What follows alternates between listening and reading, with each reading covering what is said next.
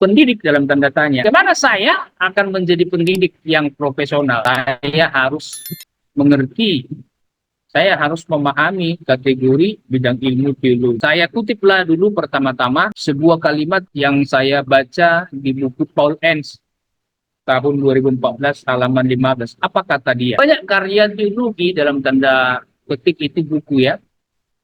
Banyak karya teologi yang terlalu mendalam untuk dibaca secara umum. Maksudnya orang pemula. Banyak buku teologi terlalu mendalam untuk dibaca para pemula. Karena terlalu dalam buku itu, akhirnya banyak orang nggak paham. Terlalu rumit bahasanya, terlalu luas cakupannya, ada perkara-perkara yang tak pernah dipelajari, ternyata muncul di situ, istilah-istilah yang baru, sulit dipahami. Maka Paul Enns melanjutkan pernyataannya, perlu ada buku pelajaran mendasar. Kita mau jadi pendidik, sebenarnya mulailah mendidik dasar-dasar kepada murid kita itu, supaya murid-murid kita itu punya dasar dulu kuat. Nanti kalau kita sudah lepas dia akan bertahan di luar sana karena dasarnya sudah kuat. Karena percuma juga kita kasih bahan yang sangat kaya, kita kasih judul buku yang terlalu rumit, ternyata mereka juga nggak bisa memahami isi. Nah, jadi pernyataan Paul Enns inilah yang menarik, sehingga dia menulis buku 2. Ada orang-orang yang belajar teologi, entah dia semester 1, semester 2, bahkan hingga semester akhir, jangan-jangan dia juga masih bingung. Apa itu teologi X, apa itu teologi Y, apa itu teologi Z, dan sebagainya. Apa itu mata kuliah hermeneutik, apa itu mata kuliah homiletik, apa itu teologi biblika, apa itu teologi PL, apa itu teologi PB. Mungkin masih belum mengerti dengan benar dia, padahal sudah dipelajarinya. Malahan saking banyaknya mata kuliah, bingung dia. Di tingkat S1 misalnya, 150 sampai 160 SKS. Mata kuliahnya berarti sekitar 60 sampai 70 mata kuliah. Keblinger, pusing dia, saking banyaknya mata kuliah dia kebingungan apa saja yang sudah dipelajari. Belum lagi kalau dia jumpa dengan orang-orang praktisi. Saya orang Lutheran katanya, apa itu Lutheran? Saya Calvinis katanya, apa itu Calvinis? Saya Arminian katanya, apa pula itu Arminian? Bahwa sebenarnya kategori ilmu teologi itu bisa dipilah-pilah supaya lebih sederhana, supaya jangan terlalu banyak kumpul nama-nama mata kuliah sehingga sulit diingat. Sekarang kita lihatlah, ini bagian ilmu teologi yang biasa saya bawakan ketika mengajar. Semua dasar belajarnya Alkitab. Dari situlah makanya muncul banyak bidang ilmu dan muncul juga mata kuliah. Eksegese Perjanjian Baru, eksegese kitab Yakobus misalnya, eksegese kitab Mazmur. Ada ilmu pembimbing sejarah gereja, teologi historisis, ada hermeneutik 1, hermeneutik 2, ada teologi biblik, ada teologi sistematika, ada teologi dogmatika yang seringkali tidak bisa lepas dari teologi praktika. Kemudian ada teologi yang berkembang di sekitar kita, entah itu teologi yang dimunculkan tokoh tertentu yang lagi marak. Lihatlah kategori-kategori ini, maka kita akan memahaminya pelan-pelan, menyederhanakannya, supaya banyaknya mata kuliah teologi yang sudah kita pelajari itu jangan membebani kita seperti buku-buku yang enggak tertata di lemari kita itu. Biarlah itu seperti buku-buku yang tertata rapi. Inilah bagian biblika misalnya, inilah bagian praktika, inilah bagian dogmatika. Harus kita rapikan, susun baik-baik. Ini peta konsepnya. Jadi bisa dibagi menjadi 5 bagian kategori bidang ilmu itu. Yang pertama itu teologi historis, mencakup teologi abad permulaan, teologi abad pertengahan, teologi abad reformasi, abad modern, dan sekarang kita teologi postmodern. Berikutnya teologi biblika. Biblika itu lebih mudah dibagi, biblika PL, biblika PB. Saya ketepatan jabatan kedosenan saya, sejak awal saya daftarkan Perjanjian Lama.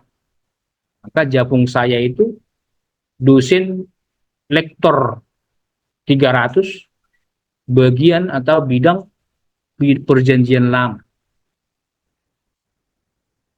Dosen-dosen lain ada yang Perjanjian Baru, ada yang teologi sistematika dan sebagainya. Berikutnya teologi sistematika bisa dibagi-bagi, misalnya bibliologi, teologi proper, kristologi, pneumatologi dan sebagainya. Teologi dogmatika, nah ini yang seringkali orang nggak bisa membedakan dengan teologi sistematika ini nih. Nah, lihat bedanya. Teologi dogmatika itu berarti Ortodoks, Katolik, Lutheran, Calvinis, Arminian. Dan yang terakhir, teologi kontemporer. Katolik, konservatif, liberal, historis. Kenapa Katolik masuk juga, Pak? Padahal itu kan dogmatika. Ini kan kontemporer, artinya sampai sekarang ada. Nah, jadi kita pakai istilah yang netral ya, bukan yang menjurus, bukan yang merendahkan kelompok lain. Kontemporer yang kita masukkan adalah yang sampai hari ini masih ada. Katolik masih ada, konservatif masih ada, liberal masih ada, historisis masih ada. Termasuk Pentakosta masih ada, karismatik masih ada. Nah, itulah peta konsep yang akan kita selesaikan dalam waktu 2 jam ke depan. Mula-mula teologi historisis atau teologi historis. Sebenarnya arti sederhananya teologi sejarah, mempelajari doktrin berdasarkan perkembangan sejarahnya. Sejak kanon kitab suci ditutup hingga, tapi sebenarnya seringkali teologi historis itu mempelajari teologi sejak abad 30, tahun 30, waktu gereja berdiri. Yesus selesai melayani di muka bumi, diteruskan para rasul, gereja berdiri, Petrus membuka pelayanan kan, muncullah gereja-gereja di Yerusalem dan di kota-kota lain sekitar tahun 30-an. Nah, dari situlah rupanya sering ditarik teologi Kristen awalnya. Bagaimana teologi Kristen berkembang dari awal berdirinya gereja hingga sekarang.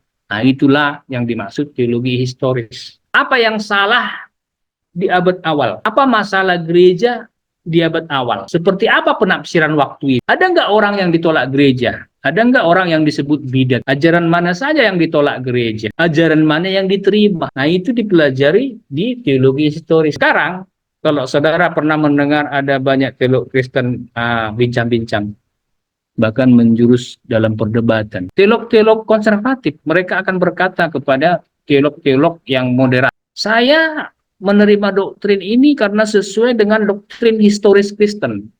Nah, dengar itu perkataan itu, dengar pernyataan itu. Saya memegang doktrin historis Kristen. Kalau ada pernyataan itu keluar dari mulut seorang teolog, berarti dia mempelajari teologi historis. Dan dia mengikuti alur sejarah yang tercatat. Kalau diterima sejarah, berarti diterimanya. Kalau rupanya ditolak gereja di gereja mula-mula, berarti sampai sekarang ditolak. Nah, itu teolog konservatif. Kalau ditolak gereja di masa awal, ditolak gereja di masa reformasi, ditolak gereja sekarang, konsisten dia. Berarti orang itu adalah teolog konservatif yang sungguh-sungguh mempelajari teologi sejarah. Apapun ajaran yang muncul sekarang, apapun praktek gereja yang muncul sekarang, nggak serta-merta diterima, nggak serta-merta disetujui, nggak serta-merta ditolak. Teolog konservatif akan melihat ke sini, dicatat itu semua, dihitung-hitung itu, ini tafsirannya seperti apa. Jangan-jangan ini model-model penafsiran ini sudah pernah ada di gereja awal. Jangan-jangan teori itu, konsep-konsep itu sebenarnya sudah ada di gereja awal. Kalau ditolak oleh gereja awal, berarti sekarang aku tolak juga. Kalau diterima gereja awal, berarti sekarang aku juga terima. Nah, dari situlah orang-orang Kristen konservatif seringkali memunculkan pernyataan doktrin historis Kristen. Sekarang kita 2024. Kalau kita hitung berarti gereja berdiri tahun 30, berarti yang dipelajari oleh teologi historis itu mencakup abad 1 sampai abad 21, 2000 tahun. Itulah yang dipelajari. Bagaimana selama 2000 tahun teologi mengalami perkembangan, di mana masalahnya, apa kesalahan gereja dulu, apa kesalahan hamba-hamba Tuhan dulu, sekarang pun masih dicatat. Jadi kalau mau dibagi teologi historis itu ikutilah buku sejarah gereja, abad awal, abad pertengahan, abad reformasi, abad modern, abad postmodern. Ini pembagian di buku-buku sejarah gereja. Jadi kalau kawan-kawan membaca buku sejarah gereja, inilah pembagiannya. Sekarang kan kita di sini postmodern. Kita tidak tahu kapan nanti muncul abad yang baru, kan masa yang baru. Setelah postmodern, entah masa apa yang nanti muncul, kan kita tidak tahu. Tapi sekarang inilah pembagian yang muncul di buku-buku sejarah gereja. Abad awal itu masuklah tahun pertama Masehi sampai tahun 590. Setelah itu sampai 1500 disebutlah abad pertengahan. Setelah 1500 ke 1700 disebutlah itu abad reformasi. Setelah 17 sampai 2000 disebutlah itu modern. Di atas 2000 disebutlah itu postmodern. Ini pembagiannya. Awal, pertengahan, reformasi, modern, postmodern. Sudah bisa kita mulai ingat itu, mulai dihafalin. Awal, pertengahan, reformasi, modern, postmodern. Teologi historis, ingatlah baik-baik itu. Itu kata kuncinya. Kalau bicara soal teologi historis berarti aku bagilah dia menjadi 5 abad. Abad awal, abad pertengahan, abad reformasi, abad modern, abad postmodern. Bagaimana doktrin-doktrin pemikiran Kristen dari setiap abad itu berkembang? Bagaimana ada muncul teologi di sini, rupanya masih muncul di sini, berkembang lagi di sini, makin heboh di sini, dan sekarang pun masih ada. Berkembang, ikuti terus.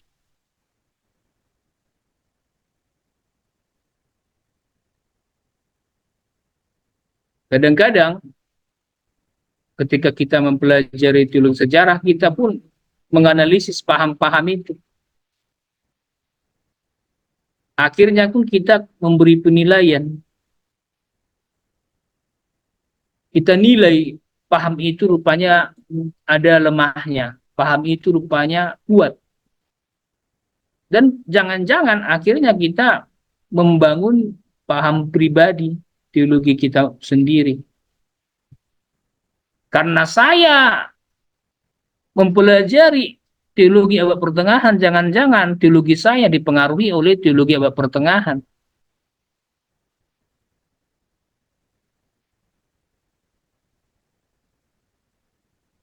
Karena saya sangat getol mempelajari teologi abad reformasi, jangan-jangan saya teologinya lebih kepada teologi yang lagi marak di zaman reformasi. Di apa yang saya pegang sekarang, teologi saya sebenarnya bukan teologi yang sama sekali baru. Itu pastilah sudah muncul di awal ini, atau jangan-jangan di sini, jangan-jangan di sini. Lalu sekarang saya pegang.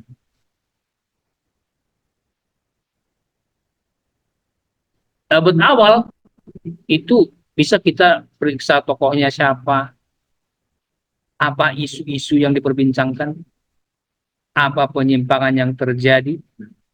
Sederhanakan dia. Di abad awal siapa tokohnya, apa isunya, apa penyimpangannya. Buat poin-poinnya supaya lebih mudah diingat. Di abad awal siapa tokohnya? Apa isunya? Apa penyimpangannya?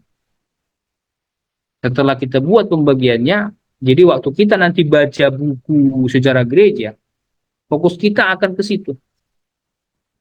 Kita nggak akan terlalu pusing lagi dengan poin-poin lainnya, karena kita sudah fokuskan, saya hanya akan menangkap poin penting 3 aja. Di abad awal, saya harus tahu siapa tokohnya, siapa, apa isunya, apa masalah. Itulah cara kita membaca buku sejarah gereja. Buat dulu konsep di sini, apa yang akan dicari di buku ini. Tokoh-tokohnya bapak-bapak apostolik. Kenapa disebut bapak-bapak apostolik? Karena rupanya di abad itu pun sudah banyak muncul ajaran menyimpang. Makanya muncul para pembela iman. Bapak gereja lah yang disebut. Ini disebutlah apologis. Orang-orang yang sangat mungkin tidak ada hubungannya dengan rasul. Kalau apostolik karena murid rasul, ya kan? Karena murid rasul dia disebutlah namanya apostolik. Tapi apologis sangat mungkin tidak ada hubungan dia dengan para rasul. Tetapi karena mereka tertarik dengan ajaran para rasul, lalu mereka belajar, itulah disebut para apologis.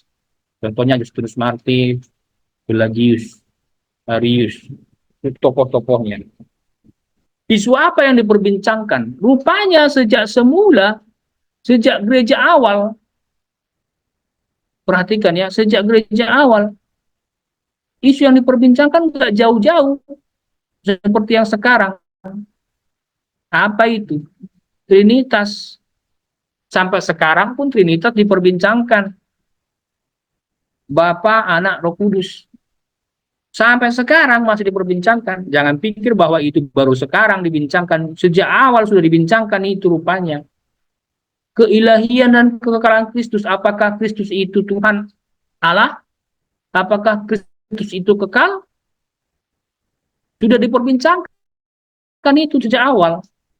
Bagaimana dengan keselamatan? Bagaimana dengan Roh Kudus? Bagaimana dengan akhir zaman? Sudah diperbincangkan itu.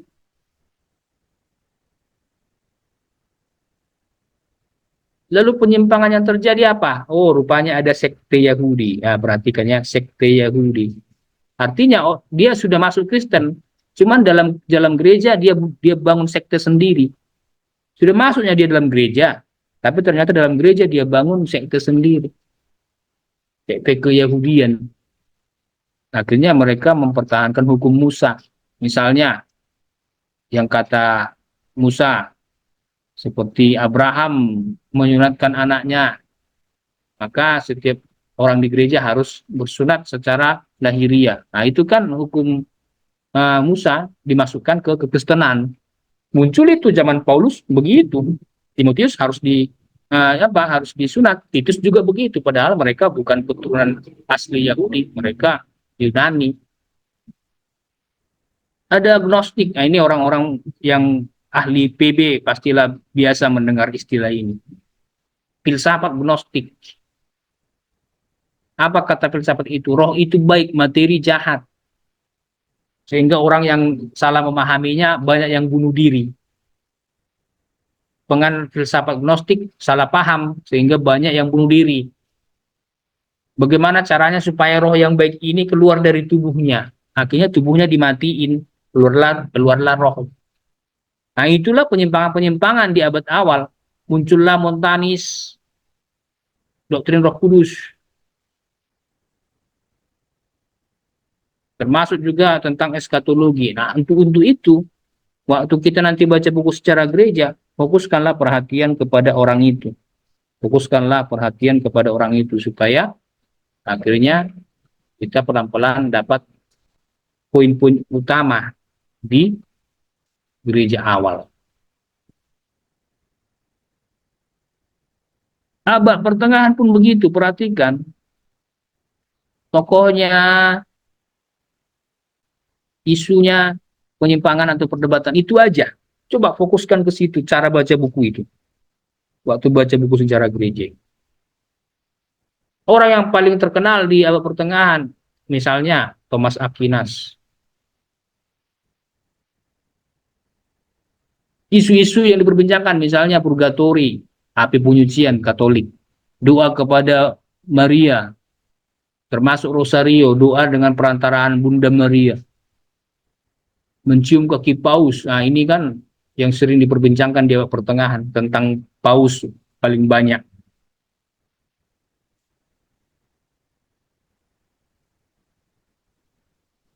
Penyimpangan dan perdebatan yang terjadi. Nah, ini secara gereja mencatat para pemimpin gereja korup. Nah, ini masa kegelapan. Abad pertengahan itu disebut masa kegelapan. Ikonoklastik, penggunaan gambar-gambar untuk ibadah. Boleh nggak patung di gereja? Pelan-pelan patung ditolak. Boleh nggak gambar di gereja? Nah, makanya orang Kristen mungkin di rumahnya nggak ada patung Yesus, tapi ternyata ada gambar ketika Yesus dan murid-murid perjamuan kudus, ya kan? Jangan-jangan di rumah saudara ada itu gambar Yesus dan murid-murid perjamuan kudus. Karena orang Katolik membolehkan patung, tapi orang Kristen tidak. Tapi gambar dibolehkan misalnya. Filioku ini yang membuat gereja Barat pecah dengan gereja Timur.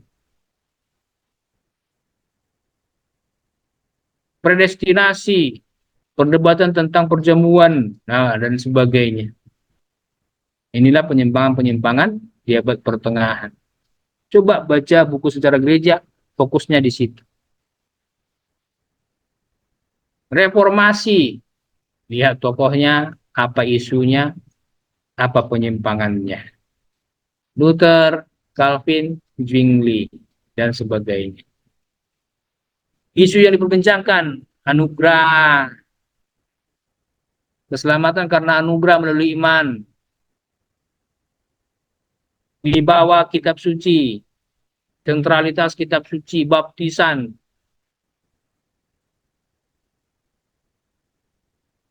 Apa yang diperdebatkan? Ah, Luther mempertanyakan ini. Sebenarnya otoritas tertinggi di Kristen apa sih? Apakah Alkitab atau yang lain? Betul nggak Alkitab menjadi otoritas tertinggi? Jangan-jangan gereja sebagai lembaga. Nah, itu ya salah satu yang diperdebatkan. Makanya Luther akhirnya muncul sebagai tokoh reformasi.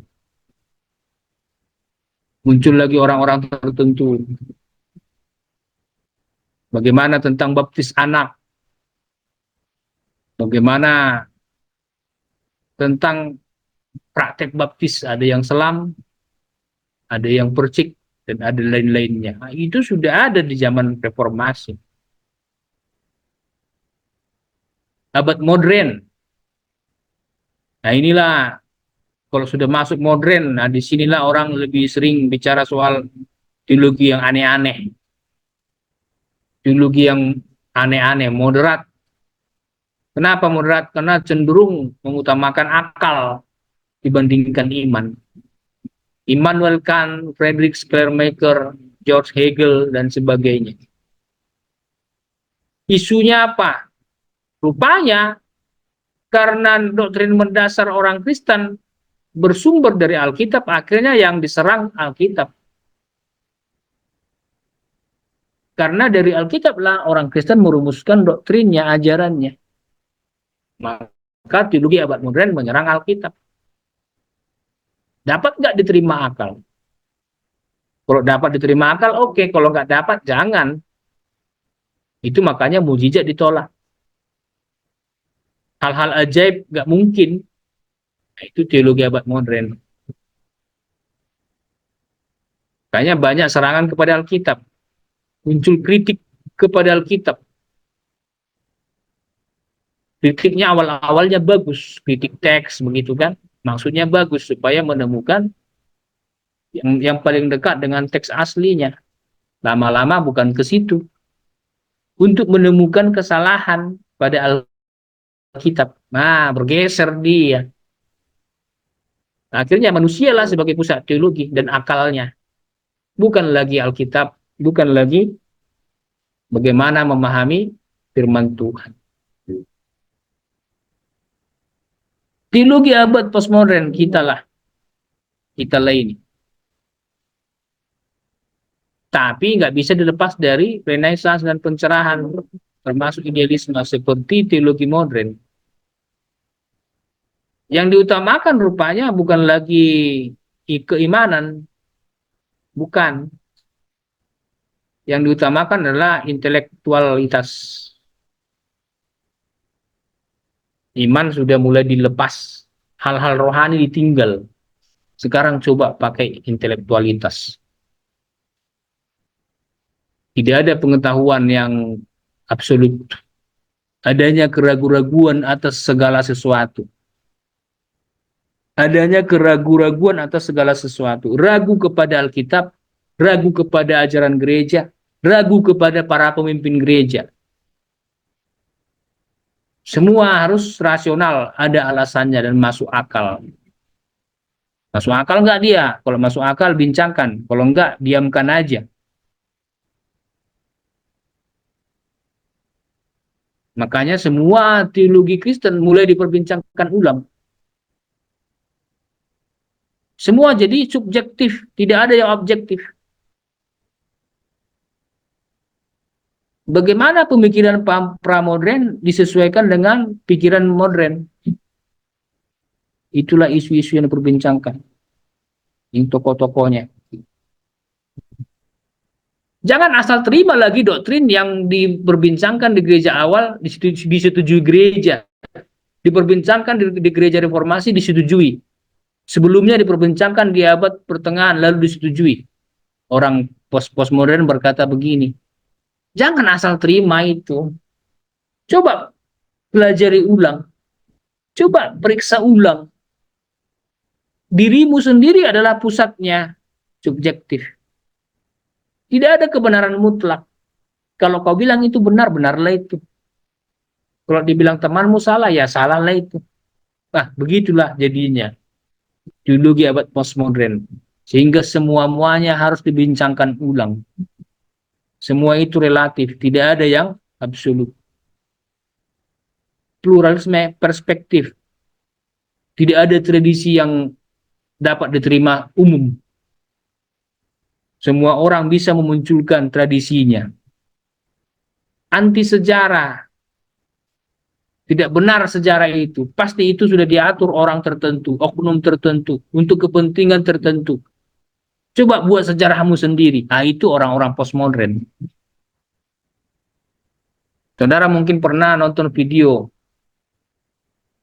Ada orang-orang postmodern bicara, entah di YouTube Short, entah di podcast-podcast. Salah satu yang diperbincangkan orang postmodern adalah berapa lama Indonesia dijajah Belanda.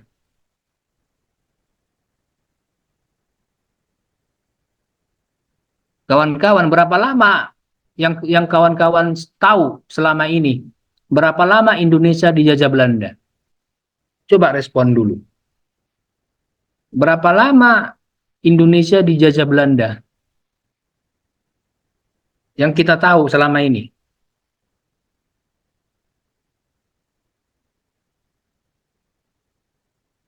Ayo Bang, yang ada ini nyala kameranya. Bang Tommy atau Pak Dedi. Berapa lama Indonesia dijajah Belanda yang kita tahu? hampir 150 tahun, Pak. 350 tahun? Hampir 150 tahun. Hampir 150 tahun. Yang lain? 350 tahun, Pak. 350 tahun. 350 tahun. Yang lain? Yang kita tahu selama ini, yang kita pelajari di sejarah, di sekolah. Indonesia dijajah Belanda berapa lama, dijajah Jepang berapa lama? Iya Pak, 350 tahun, 3,5 abad. Nah, 3,5 abad. Itu yang kita tahu kan? Kalau Jepang 3,5 tahun, Pak. 3,5 tahun. Itu yang kita pelajari waktu sekolah umum kan?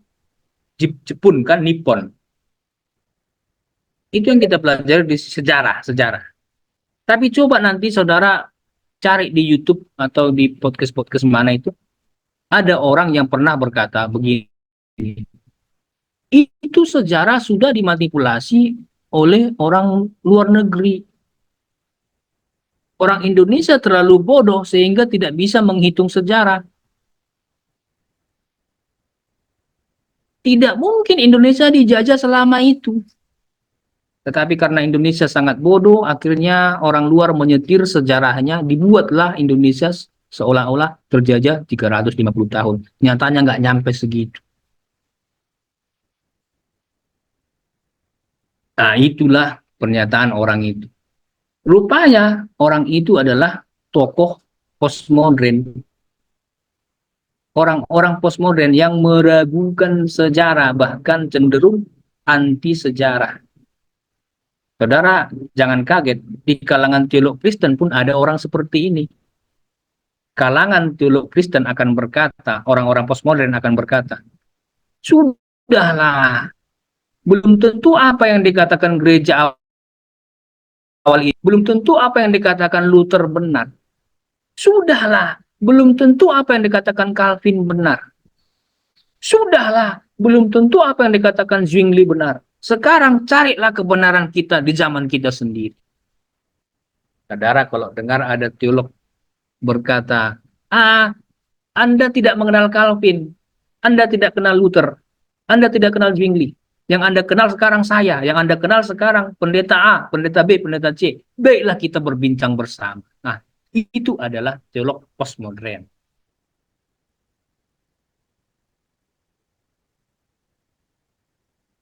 Oke, jadi kalau kita sekarang sudah melihat pembagian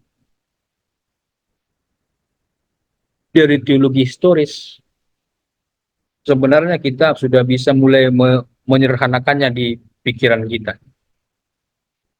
Ketika saya belajar teologi sejarah, berarti saya harus simpan di benak saya minimal 5 lah. Abad awal, abad pertengahan, abad reformasi, abad modern, abad postmodern. Ternyata teologi berkembang dari abad yang 1, 2, 3, 4, dan sekarang. Ternyata persoalan-persoalan teologi sudah muncul sejak abad awal. Entah dia tentang Trinitas, entah tentang Alkitab, entah tentang keselamatan, entah tentang lain-lainnya.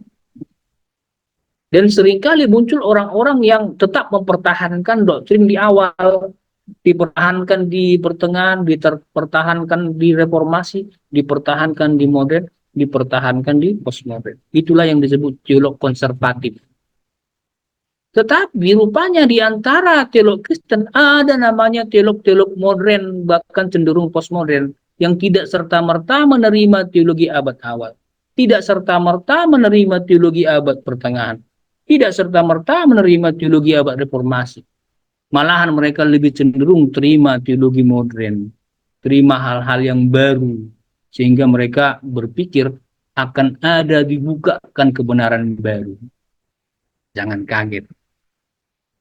Jangan kaget. Akan ada dibukakan kebenaran-kebenaran baru. Pastilah mereka itu teolog-teolog postmodern.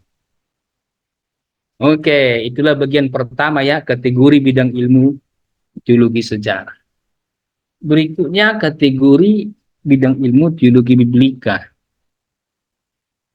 Yang pertama sudah kita simpan ya, simpan baik-baik. 1 berarti teologi sejarah. Sekarang kedua, teologi biblika. Di antara kita, saya tahu ada yang konsentrasinya ke teologi biblika, bahkan waktu lulus dari S2 ngambil konsentrasi biblika. Pak Budiono konsentrasinya biblika perjanjian baru. Sama seperti Pak Lase. Saya tidak tahu yang lainnya, tapi saudara sudah mulai gembar di benakmu.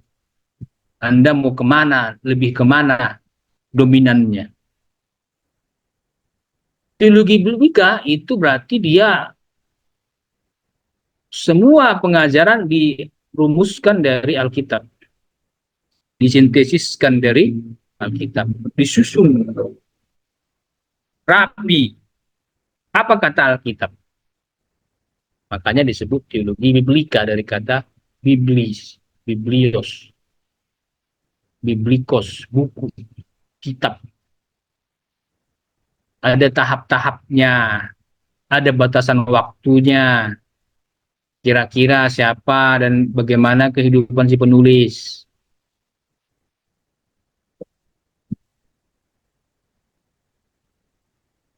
Kalau dibagi dia menjadi PL dan PB, berarti PL misalnya ini, saya pakai bukunya Paul Enns, era Edenik,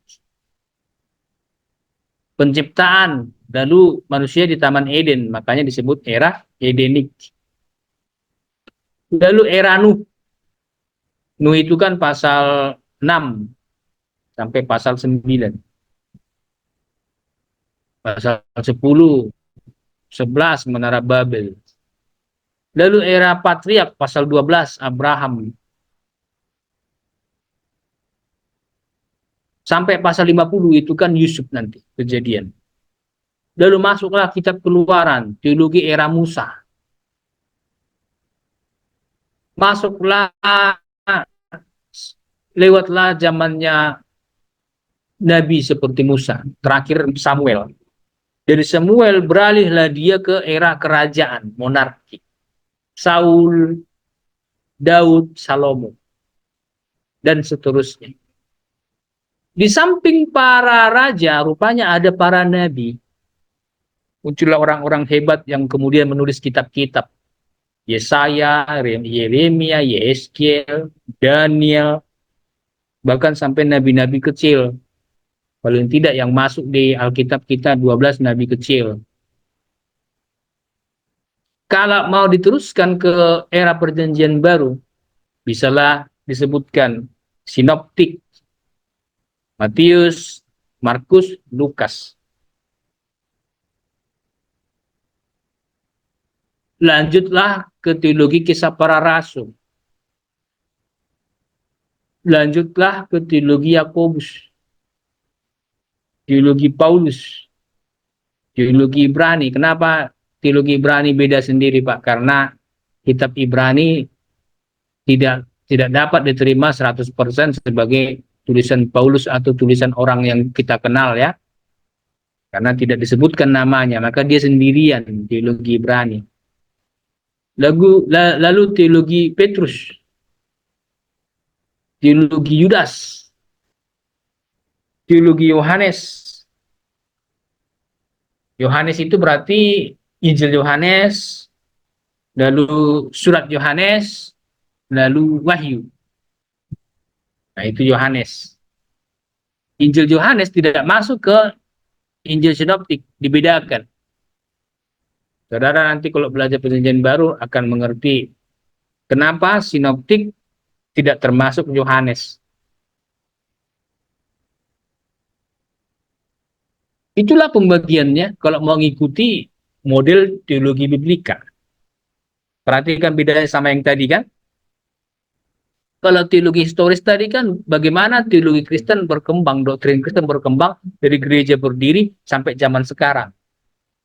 Berkembang doktrin, berkembang paham Kristen. Kalau teologi biblika, Alkitab yang dibicarakan, dilihat runtutannya, kitab-kitab itu dibagi sampai berkembang wahyu. Mulai dari mula-mula manusia dijadikan, sampai selesai perjanjian lama. Dan bagaimana masuk di perjanjian baru, gereja berdiri, muncul teolog Kristen, orang-orang Yahudi, muncullah orang-orang itu, Yakobus, Paulus, Petrus, dan seterusnya. Nah, jelas bedanya kan? Makanya kita akhirnya nanti ketika belajar teologi sudah bisa kita pilah-pilah. Oh, berarti yang sedang kupelajari rumpun mana? Oh, yang akan kuajar hari ini bagian mananya? Sudah jelas bagi kita. Nggak lagi simpang siur.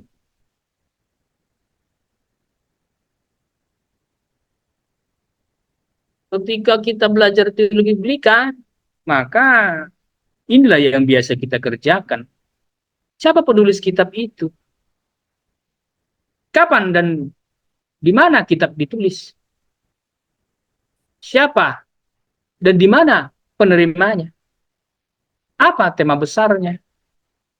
Bagaimana susunannya?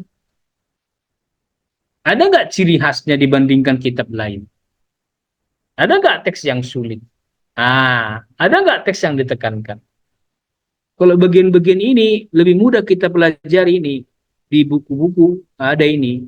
Alkitab Penuntun, Alkipedia di Android.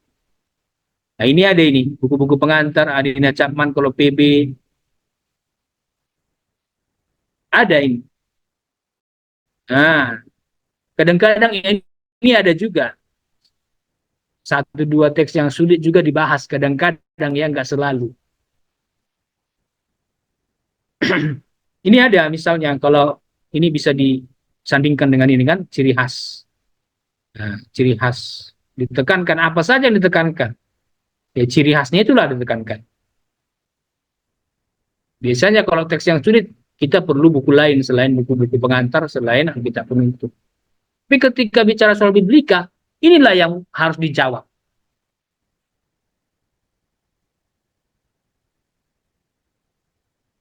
Teologi Biblika PL sebagaimana tadi kita ikuti modelnya Paul Edge, berarti harus memeriksa setiap era.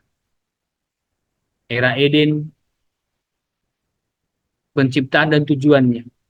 Siapa pencipta? Pada mulanya Tuhan Allah menciptakan. Nah, berarti sang pencipta adalah Elohim. Bereshit bara Elohim. Era Eden sedang memperkenalkan sang pencipta. Era Eden sedang menunjukkan penciptaan dunia. Pada mulanya Tuhan Allah menciptakan. Bereshit bara Elohim. Tuhan menciptakan. Et hasamayim ve'et haares. Alam semesta kalau kita ikuti terjemahan literal. Kalau kita ikuti leksikal berarti langit dan bumi. Dalam bahasa Inggris the heaven, surga, and the earth, dan planet bumi. Nah, alam semesta. Selanjutnya diceritakan bagaimana manusia dicipta. Era Eden Lake. Bagaimana manusia dikasih tanggung jawab. Mula-mula dikasih tahu. Yang bisa kamu makan adalah buah pohon-pohon yang berbiji. Kejadian pasal 1 ayat 29. Berikutnya berkembang hukum. Tuhan kasih hukum berikutnya. Kalau tadi kan makanannya pohon-pohon berbiji kan. Buahnya berbiji. Kemudian berkembang di pasal 2. Semua buah boleh kamu makan di taman ini. Kecuali buah yang di tengah itu namanya buah pohon pengetahuan jahat. Berkembang hukumnya kan. Mulai dikasih larangan. Sudah ada larangan. Dikasih peringatan. Kalau kamu melanggar itu, kamu pasti akan mati. Nah, manusia diciptakan, dikasih tanggung jawab, dikasih binatang-binatang dinamai, dikasih istri Hawa. Setelah berdosa, dikasih tahu juga perubahan demi perubahan yang harus terjadi. Kalau tadinya manusia itu tidak dibilang berjeri lelah dalam bekerja, ketika jatuh akhirnya sudah dihakimi. Salah satu penghakiman langsung adalah manusia harus capek kerja. Untuk perempuan penghakiman langsung adalah dia harus capek dalam mengandung dan melahirkan. Ada pencobaan, ada dosa. Kain. Dosa mengintip di depan pintu. Kalau dia nggak bertahan, jatuh. Diusir dari Taman Eden. Si Kain terusir jauh dari hadapan Tuhan. Nah, itu kan penghakiman langsung. Belum ada memang hukuman kebinasaan kekal, tapi penghakiman langsung sudah jatuh dalam bentuk lain.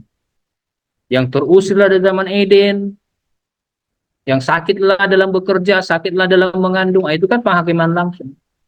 Tetapi di samping penghakiman langsung, ternyata pun ada janji penebusan.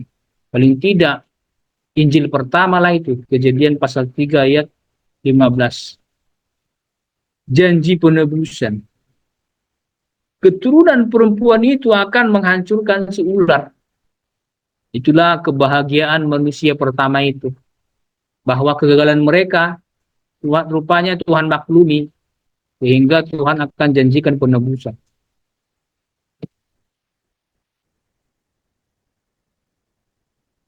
Era Nuh. Di zaman Nuh,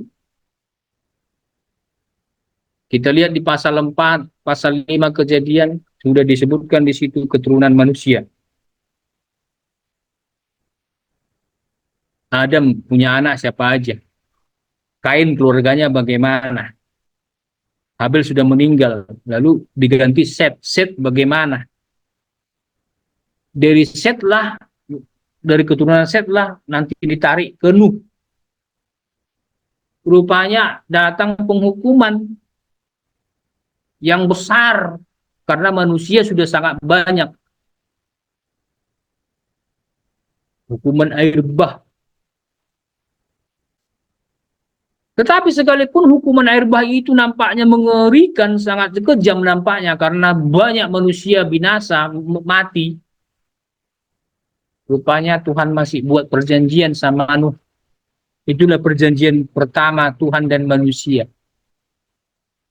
Perjanjian pertama antara Tuhan dan manusia kepada Nuh. Aku tidak akan lagi mendatangkan hukuman air bah membinasakan manusia. Busurku kutaruh di awan. Makanya kita bisa melihat pelangi sehabis hujan. Ingatlah Tuhan. Dan dia tidak akan menghukum lagi bumi dengan air bah. Di zaman Nuh lah kita juga membaca tentang berkat Sem. Sementara Ham dikutuk. Di zaman Nuh lah kemudian dicatat di pasal 10 kitab Kejadian Menara Babel.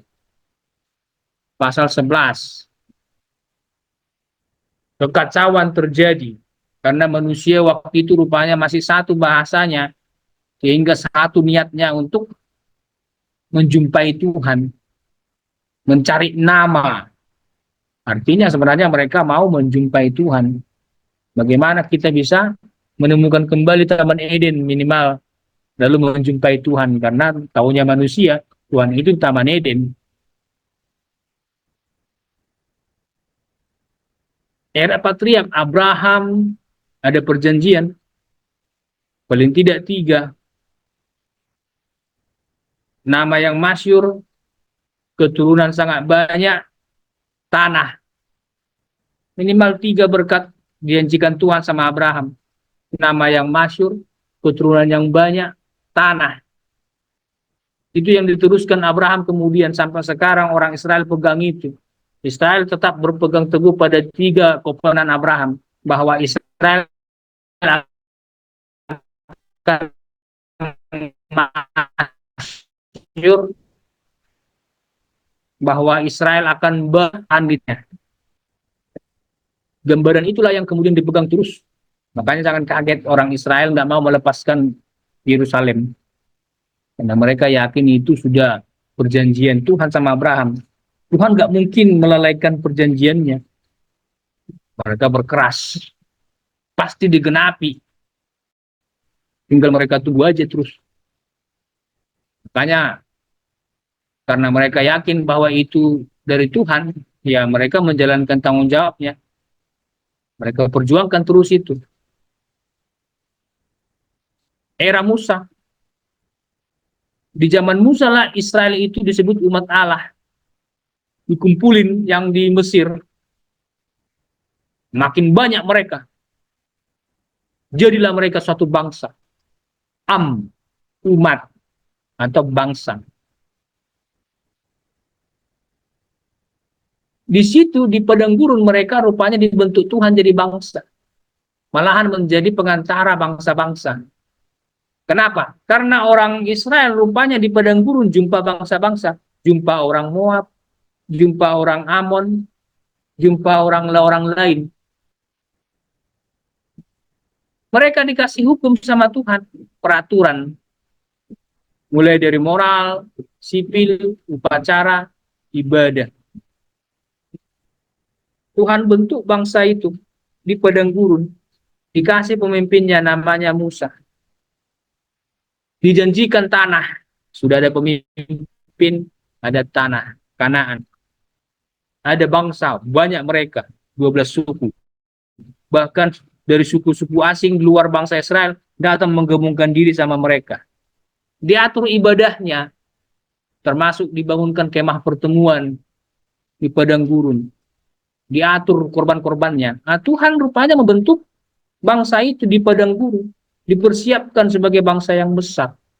Jadi Tuhan menggenapi janjinya kepada Abraham, mulai dari membuat mereka menjadi sebuah bangsa. Tuhan nggak pernah lalai menepati janjinya. Kemenangan Palestina, kenapa disebut kemenangan Palestina, Pak? Karena tanah Palestina itu tanah Kanaan. Tanah Kanaan. Memang Musa nggak sempat nyebrang, ya kan, betul kan? Kitab Ulangan pasal terakhir, Musa nggak dikasih Tuhan nyebrang. Tapi ada orang yang dipercaya Musa membawa nyebrang, namanya Yosua. Nah, dialah yang menerima kelanjutan estafet kepemimpinan itu. Meneruskan perjanjian itu, bahwa Tuhan memberikan tanah Kanaan, tanah Palestina kepada orang Israel. Dibagi-bagilah sama Yosua. Makanya Yosua itu sebenarnya Tuan Takur versi Israel itu. Raja tanah. Dibaginya sama suku-suku. Suku Yusuf dapat yang mana? Suku Dan dapat yang mana? Suku Ruben dapat yang mana? Dibagi-bagi sama dia. Era kerajaan. Bukan kepada Saul rupanya Tuhan melanjutkan perjanjiannya. Melainkan kepada Daud. Kerajaan akan kokoh di keturunanmu selamanya, kata Tuhan kepada Daud, suku Yehuda. Kerajaan akan kokoh di tanganmu selamanya. Makanya akhirnya Daud memulai model dinasti.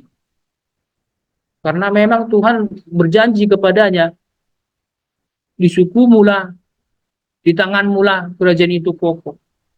Makanya dia persiapkan di antara anaknya siapa yang akan menjadi raja. Rupanya dia pernah ngomong sama Nathan, Salomo lah yang naik. Ya kenapa sampai begitu Daud? Karena dia mengingat perjanjian sama Tuhan. Bahwa di tangan Daud dan keturunannya kerajaan itu kokoh. Nah, Daud berpikirnya kan lahiriah kan? Daud berpikir lahiriah, dipikirnya anaknya. Rupanya setelah kita baca perjanjian baru kan kita mengerti. Betul kan? Rupanya yang dimaksudkan keturunan Daud rupanya Kristusnya di perjanjian baru. Nah, tapi itu kitanya sekarang baru mengerti itu. Dulu Daud nggak ngerti. Daud berpikir itu anaknya. Makanya dia serahkan kepada Salomo. Rupanya kita bacakan gagalnya Salomo. Anaknya Salomo juga gagal, namanya Rehabiam. Tapi rupanya Tuhan nggak pernah mengingkari janjinya. Tuhan nggak gagal sekalipun anak-anak Daud gagal, Tuhan nggak gagal loh. Di perjanjian baru kita baca, Kristus anak Daud. Apa yang dijanjikan Tuhan rupanya digenapi. Era Nabi. Kalau kita baca di perjanjian lama banyak Nabi. Mulai dari Nabi-Nabi yang menulis kitab, sampai Nabi-Nabi yang nggak menulis kitab. Ingat ya, ada banyak Nabi yang nulis kitab. Yeremia, Yesaya, itu nulis kitab. Daniel, Hosea, Yoel, nulis kitab. Tetapi juga ada banyak Nabi yang nggak nulis kitab. Siapa Nabi yang nggak nulis kitab, Pak? Elia. Elia kan nggak nulis. Mana ada kitab Elia? Elisa. Memang ada kitab Elisa? Nggak ada. Ditulis tentang Elisa di Raja-Raja, betul. Tapi kitab atas nama Elisa nggak ada. Ditulis Elia di Raja-Raja, betul. Tapi kitab atas nama Elia nggak ada. Nah, jadi jangan berpikir karena tidak ada kitabnya berarti dia bukan Nabi yang hebat. Bukan itu maksudnya.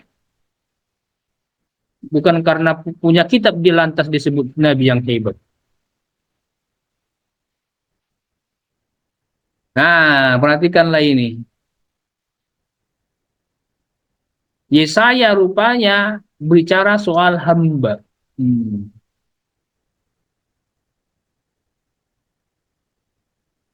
Yehezkiel rupanya bicara soal ibadah. Ibadah yang diperbaharui. Daniel rupanya bicara soal kerajaan. Dalam hal ini kerajaan kelima. Nanti pelajarilah kitab Daniel ya, penuh dengan simbol. Yoel rupanya bicara soal hari Tuhan. Zakaria bicara soal kedatangan Mesias.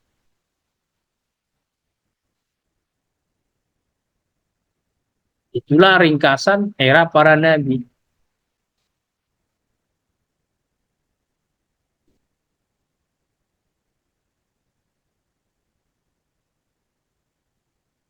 Kalau Bibli KPB begini, sinoptik.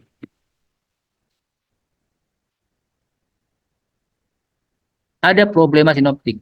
Nah, kalau kawan-kawan memperhatikan perjanjian baru itu sinoptik.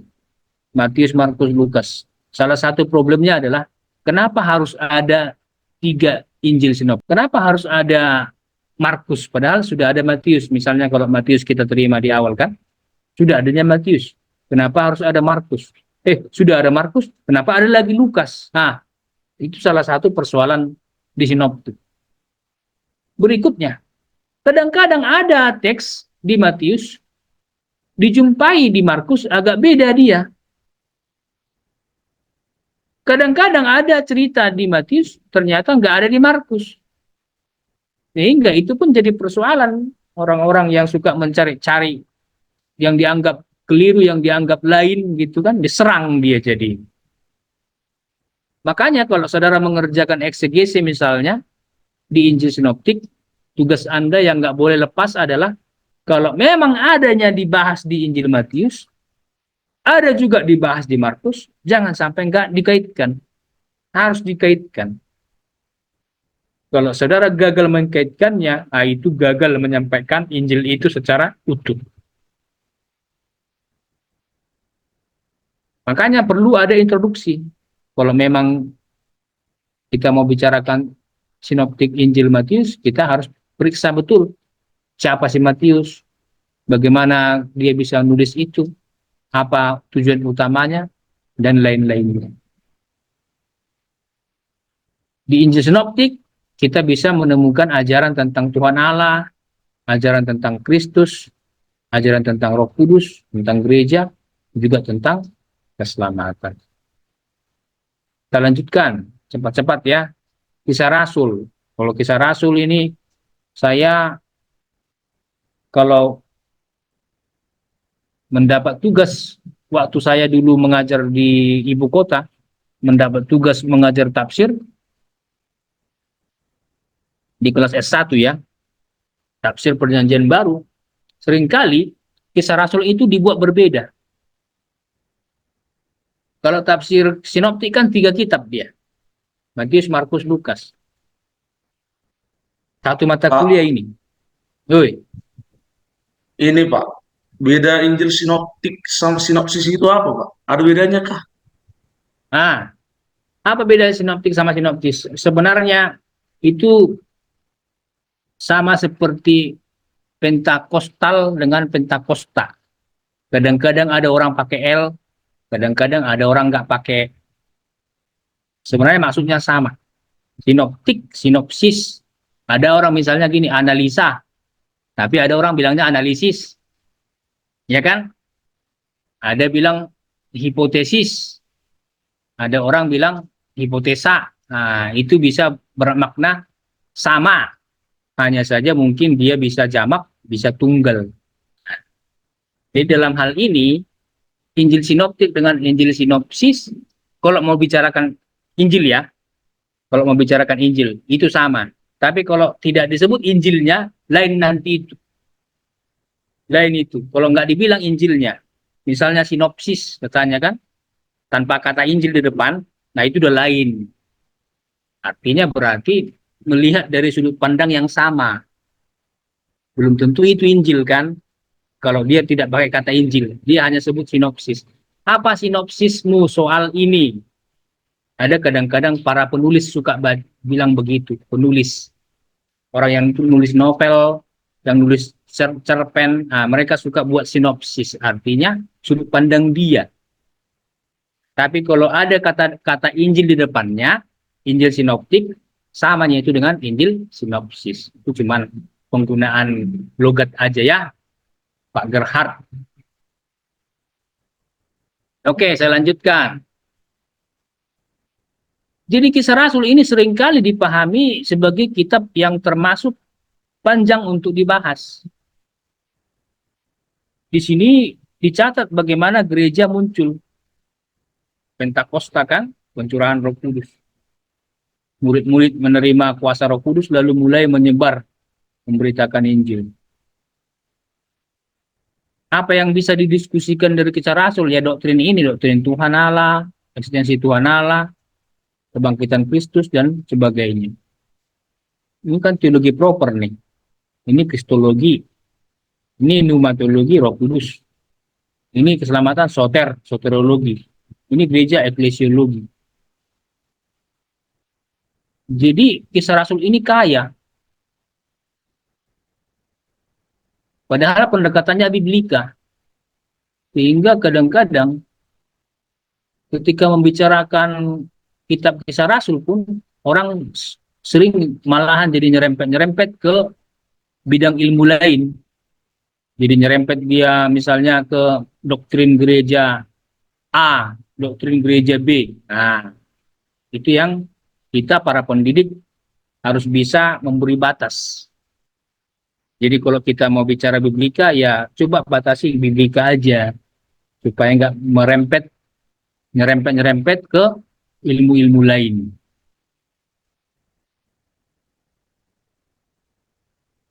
Yakobus, nah ini, saudara kalau pernah tahu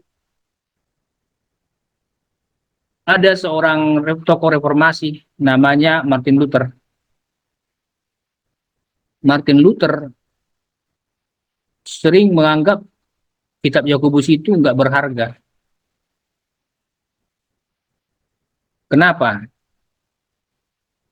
Karena saudara kalau memperhatikan kan di Yakobus itu, iman tanpa perbuatan adalah mati. Betul ya? Iman tanpa perbuatan adalah mati. Ada banyak rupanya orang salah paham soal itu. Mengira bahwa Yakobus ini teologinya masih teologi primitif. Berpikir bahwa itu sama seperti agama lain yang mengandalkan perbuatan baik. Seperti anak muda yang datang sama Yesus. Guru yang baik. Perbuatan apa yang dapat kulakukan untuk memperoleh hidup yang kekal? Nah, itu kan teologi kuno. Nah, Luther berpikir bahwa Yakobus ini masih menganut pandangan itu kuno.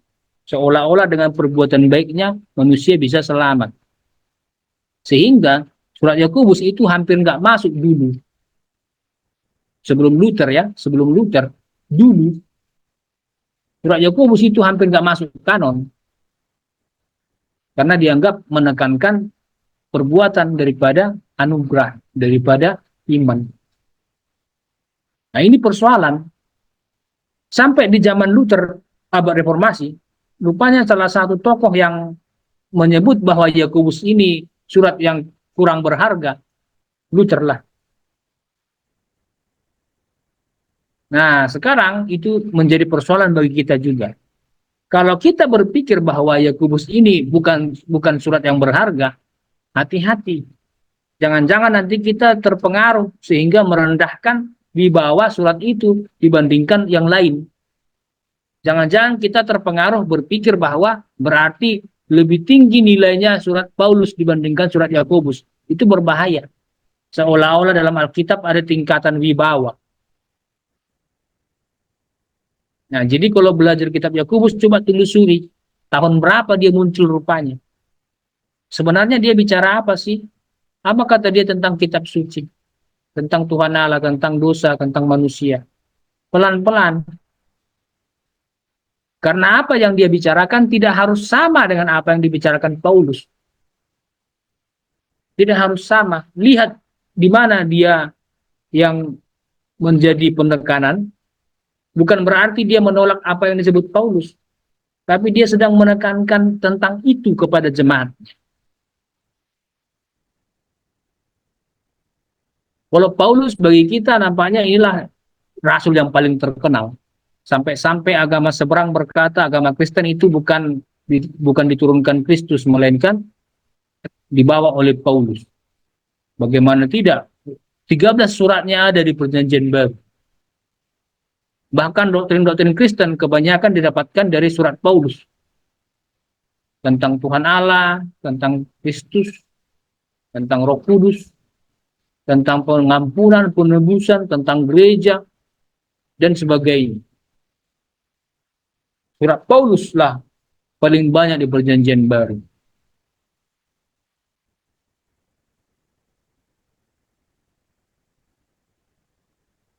Ibrani.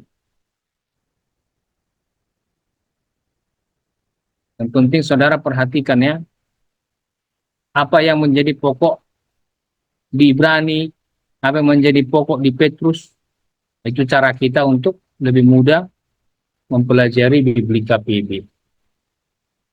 Kalau Petrus inilah yang menonjol di kitabnya, tentang Kristus, tentang keselamatan. Kalau penulis Ibrani inilah yang menonjol di kitabnya, tentang Tuhan Allah, tentang Kristus, tentang Roh Kudus. Ya.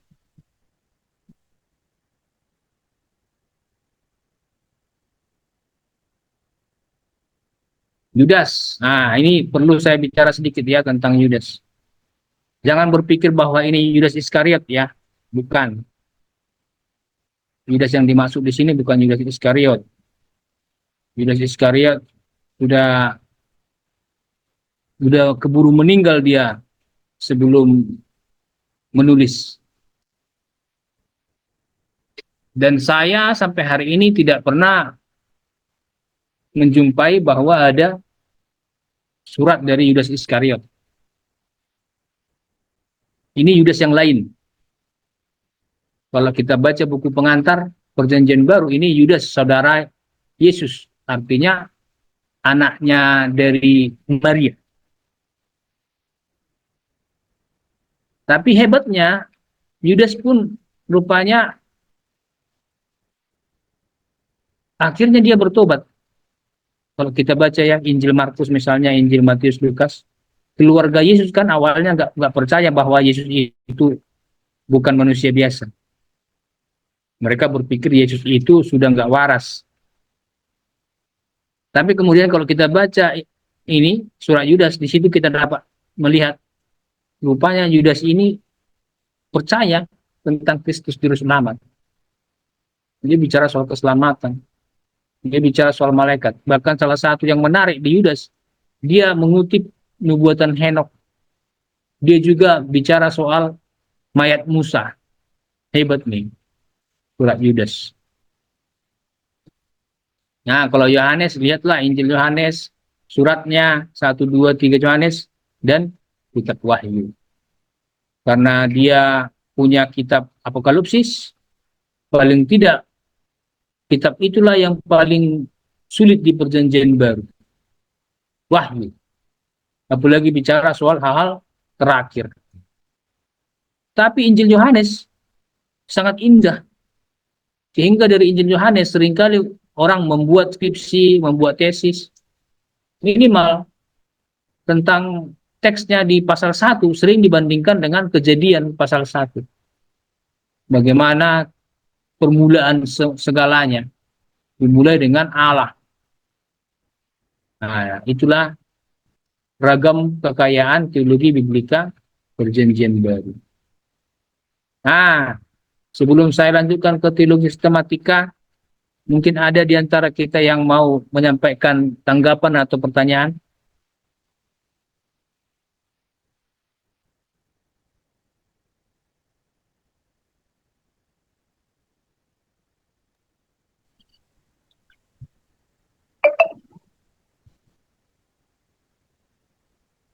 Oh iya Pak, sedikit Pak, eh, mengenai tentang kitab Perjanjian Baru, ya Pak ya. Hmm, ya. Eh,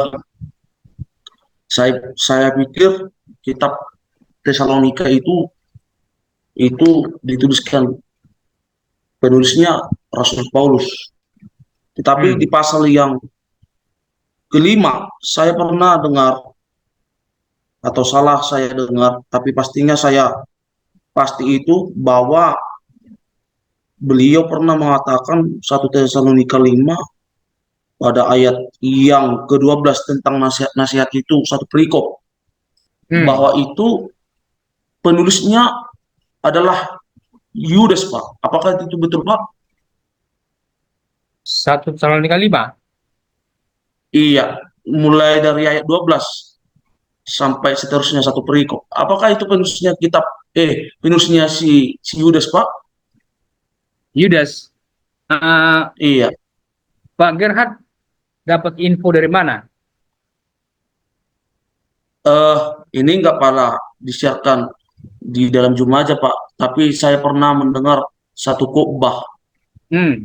bahwa beliau menyampaikan bahwa ini adalah sebuah kutipan ataupun tulisan daripada Yudas. Makanya saya heran gitu. Ya, ya, ya, ya. Saya hanya pastikan saja Pak, Oke, bukan oke, oke. menghakimi pengantar daripada Bapak itu. Oke, sip. Apakah ada kemungkinan bahwa Paulus mengutip dari tulisan orang lain? Misalnya, jangan-jangan itu betul tulisan Yudas. Maka sebenarnya tidak ada yang bisa menjamin bahwa Paulus nggak mengutip tulisan orang. Contoh, berulang-ulang rupanya bukan hanya Paulus, termasuk juga Petrus pernah mengutip Perjanjian Lama misalnya ya. Yudas mengutip nubuat Henokh yang padahal kita sendiri nggak punya kitab Henokh kan, kita nggak punya kitab Henokh, tapi rupanya Yudas pernah membaca kitab Henokh dan dia kutip. Tapi mengenai kepastian apakah betul salah satu perikop di Tesalonika itu adalah sumbernya dari Yudas, saya harus berkata di sini saya tidak tahu. Saya tidak tahu. Entah itu mungkin ada sumber lain yang diketahui oleh orang yang tadi saudara Gerhard sebutkan, entah mungkin dia sumber lain ya. Tapi saya tidak tahu dan tidak yakin apakah betul Paulus mengutip sebagian dari punya Yudas. Karena kalau dia mengutip, pastilah ada namanya ayat paralel. Maksudnya begini, Pak Gerhard. Cobalah lihat Injil Matius. Misalnya cerita yang sama ada di Markus. Nah, maka LAI akan taruh di bawah judul perikop kitab paralelnya di mana. Misalnya orang muda yang kaya kan, ada kan di Matius pasal 19. Kalau Anda perhatikan di bawah judulnya itu, ada disebut di situ Lukas misalnya atau Markus sekian pasal sekian ayat sekian. Maksudnya itu paralel dengan apa yang sudah tertulis di Injil lain. Nah, sekiranya betul bahwa apa yang ditulis Paulus di Tesalonika itu adalah sebagian dari punyanya Yudas, seharusnya di bawah judul perikopnya itu ada catatannya. Itu paralel dengan tulisan Yudas. Nah, tapi kalau tidak ada, saya yakin buat dugaan saya berarti data itu bukan data dari Alkitab yang didapatkan tokoh yang tadi Anda sebutkan. Mungkin dia punya sumber berbeda. Itu ya Pak Gerhard. Jadi untuk itu bisalah nanti kita cari informasi tambahan ya. Entah benarnya itu. Tapi sampai detik ini saya tidak begitu yakin ya. Oke Pak, ini Pak, boleh bertanya satu lagi Pak? Satu Apa aja. itu?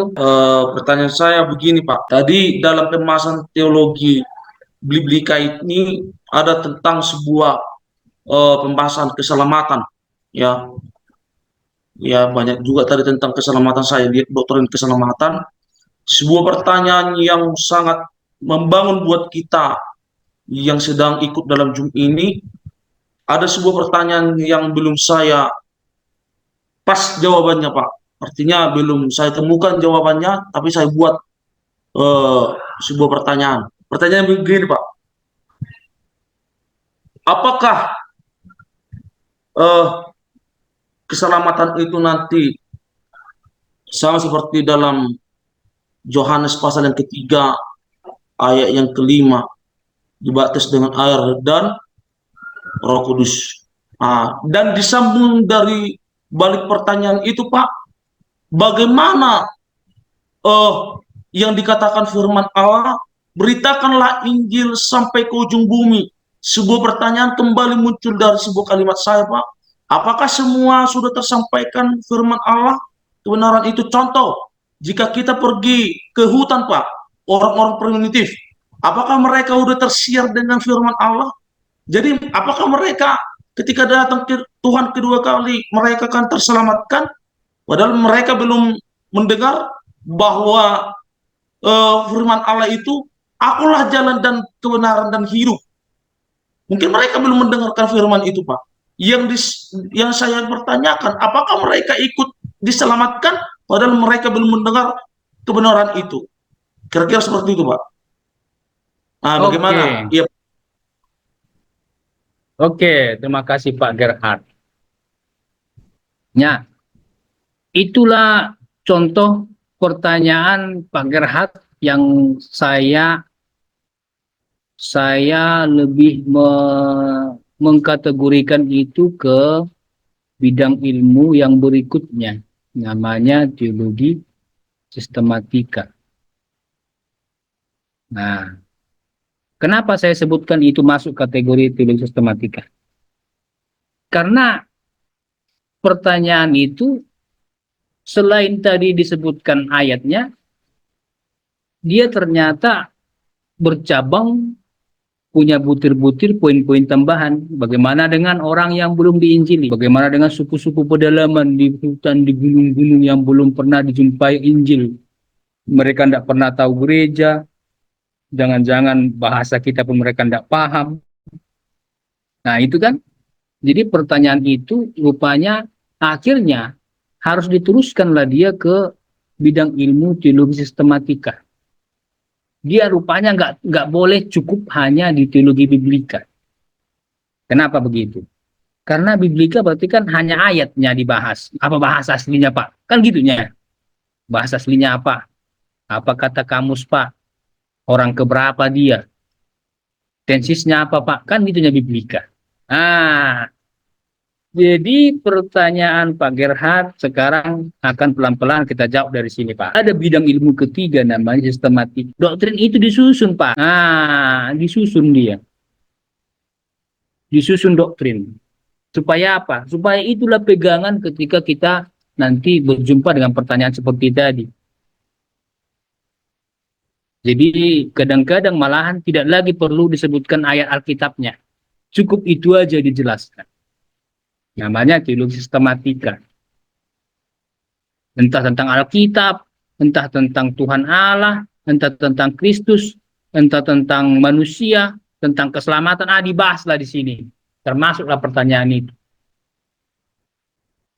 Nah, jadi saya dari sinilah akan menjawab pertanyaan Pak Gerhard. Karena kita juga sudah masuk ke tadi ya. Sebenarnya pertanyaan Pak Gerhard itu pertanyaan semua orang.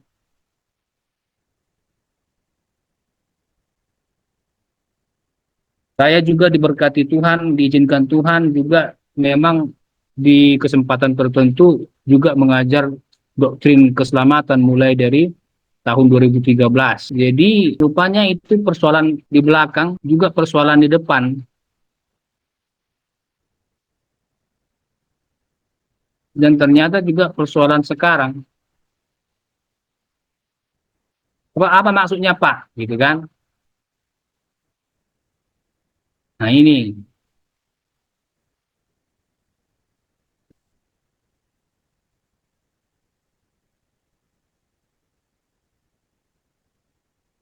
Keselamatan dalam Yesus, betul? Setuju ya? Setuju ya? Keselamatan dalam Yesus. Keselamatan dalam Yesus itu berlaku untuk setiap orang dan setiap zaman. Berlaku di sini, mana panah ini? Berlaku di sini, berlaku di sini, berlaku di sini. Keselamatan dalam Yesus. Pertanyaannya, Yesus kan menyatakan diri tahun Masehi, taruhlah tahun 0 ya, Masehi. Yang jadi persoalan kan ada orang-orang yang hidup sebelum tahun Masehi.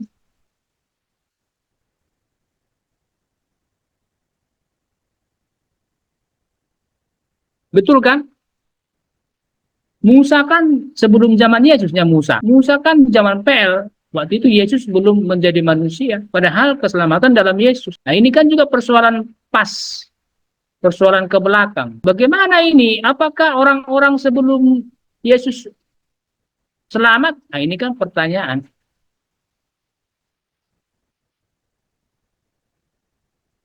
Lalu pertanyaan yang tadi,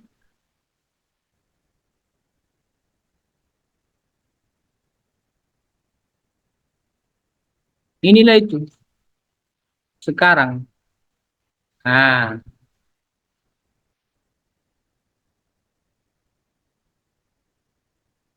sekarang belum semua terima Injil. Belum dengar nama Yesus. Tidak tahu bahasa kita. Iya kan? Bahkan kalau jumpa pun kita sama dia, bicara pun kita nama Yesus, dia nggak ngerti kok. Karena bahasanya beda. Sekarang lah itu. Tiba-tiba matilah dia kan. Selama nggak dia itu. Belum sempat dia mengerti Yesus, tapi matilah dia. Nah itu sekarang. Persoalan itu pun rupanya dapat terjadi nanti. Itu juga masalahnya. Makanya saya mengingat itu dari tulisan Petrus lah, Pak Gerhard. Tulisan Petrus lah ingat. Apa katanya? Tuhan itu sabar. Tuhan itu sabar. Menunggu sampai semua orang bertobat.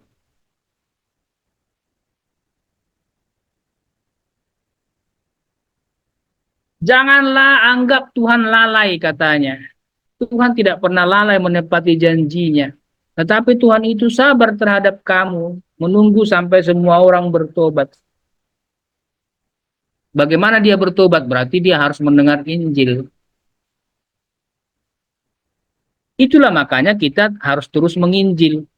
Dangi, iya kan? Justru karena itulah sampai masa depan, future, tetaplah kita menginjil. Tetap menginjil. Jangan berhenti membuka perintisan. Jangan tinggalkan yang di Haranggaul itu. Lanjutkan. Itu kan? Terus kerjakan. Sampaikan terus Injil. Kelilingi terus. Kemana? Ke Papua kita nanti Pak, ke Papua. Ah, Di Sulawesi. itu dia. Sulawesi. Ke berbagai Sama tempat. Pak Evangelis. Sama Pak Evangelis Dedi Pak. Naik kereta api Pak. Pak Masimis ini Pak. Oh ya betul. Pak Masimis. Buat argumen Pak Evangelis Dedi.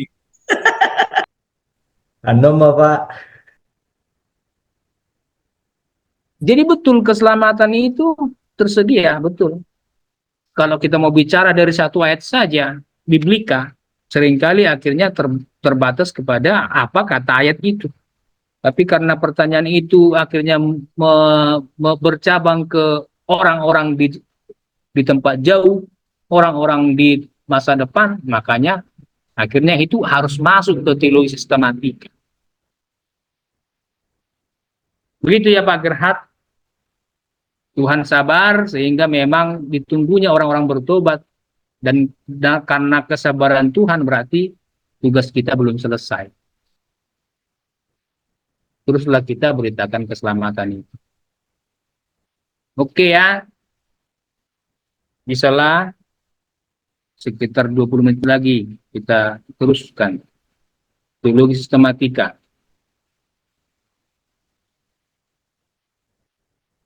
Ini bedanya sistematika sama biblika. Kalau biblika, ya namanya biblika berarti fokusnya apa kata Alkitab.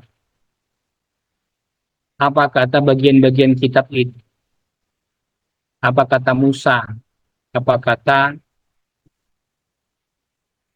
Samuel. Apa kata zaman Eden. Zaman monarki dan sebagainya. Melihat perkembangan teologi dari zaman ke zaman. Kepada Musa dikasih hukum, kepada si Daud dikasih apa, kepada si Yesaya dikasih apa, kepada Yeremia dikasih apa. Nah itulah biblika, melihat progres dari wahyu ini. Kalau sistematika, rupanya dia perlu bahan lain, sumber luar. Nah, malahan sering pakai filsafat. Makanya orang sistematika kadang-kadang bicaranya ketinggian. Karena tidak lagi hanya bicara soal apa kata teks, tapi sudah di luar itu.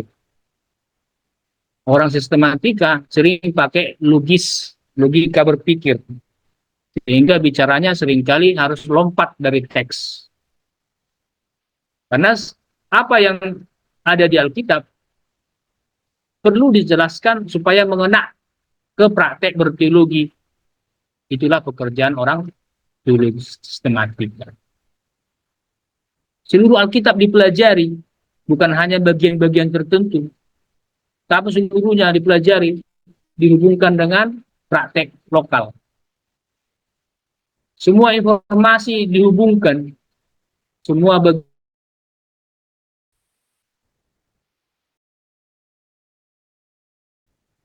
melihat teologi itu sebagai suatu kesimpulan akhir. Bukan lagi apa kata Musa, bukan lagi apa kata Paulus, tapi apa kata teologi Kristen. Itulah makanya sering disebut puncak atau kulminasi wahyu. Jadi kalau kawan-kawan melihat ada buku dijual, judulnya teologi Kristen, sebenarnya itu teologi sistematika itu. Karena dia sudah berusaha merumuskan doktrin-doktrin Kristen sebagai suatu kesatuan. Bukan hanya dari kitab tertentu, tapi lengkap. Keselamatan secara lengkap. Roh Kudus secara lengkap. Nah, itulah teologi sistematika.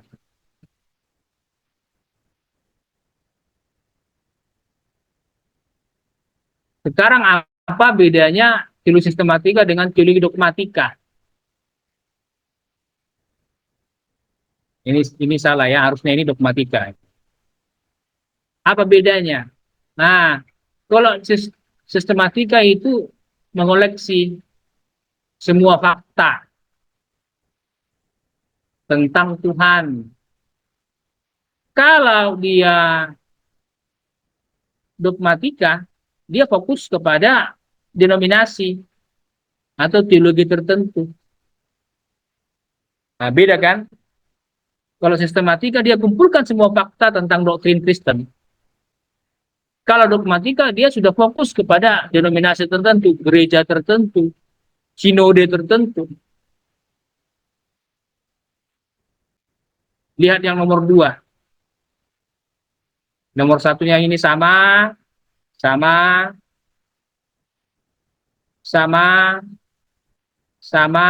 tapi yang ketiga beda. Sistematika tidak bawa nama gereja, tapi bawa Kristen, teologi Kristen. Nah, itu sistematika. Tapi kalau sudah bawa gereja, nah itu misalnya teologi Calvin, teologi Luther, teologi Arminian, teologi misalnya ya saya sebut gereja ya, X, gereja X, gereja B. Ah, itu sudah dogmatika itu. Makanya doktrin Alkitab itu sistematika. Doktrin ini, doktrin ini, doktrin ini. Tapi kalau sudah dibicarakan teologi Lutheran, Calvinik, Arminian, dispensasional, Katolik, ah itu sudah ini itu dogmatika. Nangkap bedanya ya? Jadi pelan-pelan kita sudah cepat masuk juga ke dogmatika.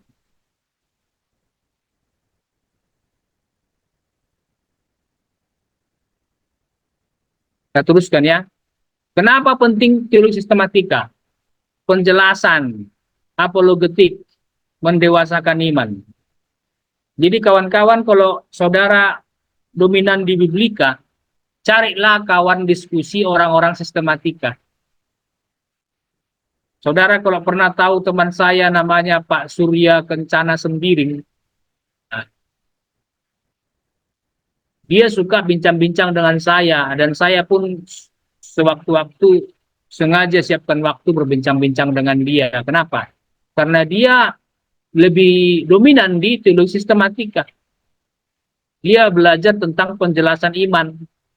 Dia belajar tentang apologet. Sementara saya belajar tentang apa kata Alkitab, apa kata teks, sehingga kami cocok bicara, diskusi.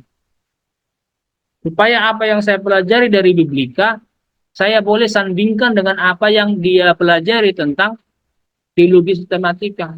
Kami perlu punya hubungan harmonis, bincangnya nyambung. Sehingga kami semakin kuat, dia akan semakin kuat karena dapat juga dari Biblika. Saya pun akan semakin kuat iman saya dan teologi saya karena saya belajar juga sistematik.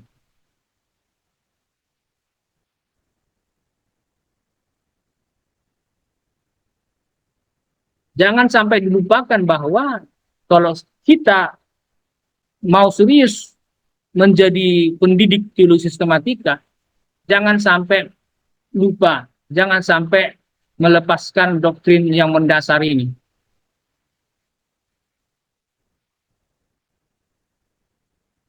Tentang iman Kristen.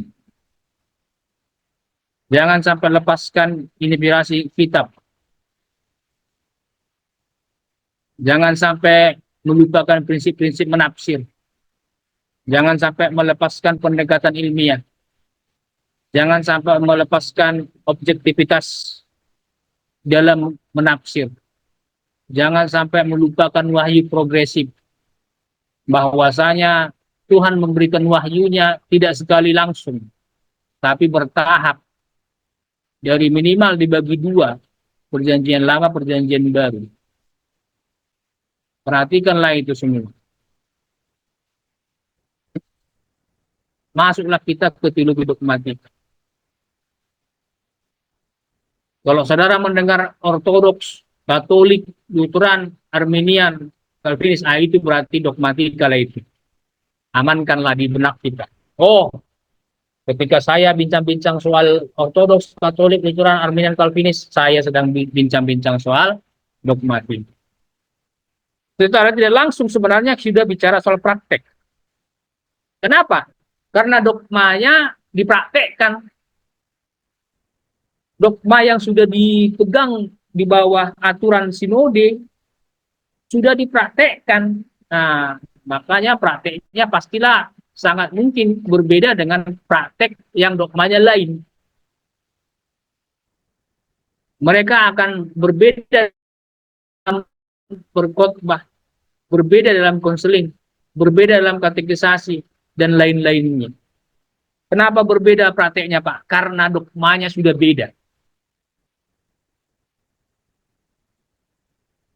Lihat bedanya di sini, saya kutip ini dari bukunya Paul Enns. Dogma Luther, dogma Calvin, dogma Zwingli bisa dibedakan. Tentang kitab suci mereka bisa dibedakan, tentang predestinasi mereka bisa dibedakan, tentang Kristus mereka bisa dibedakan. Luther percaya bahwa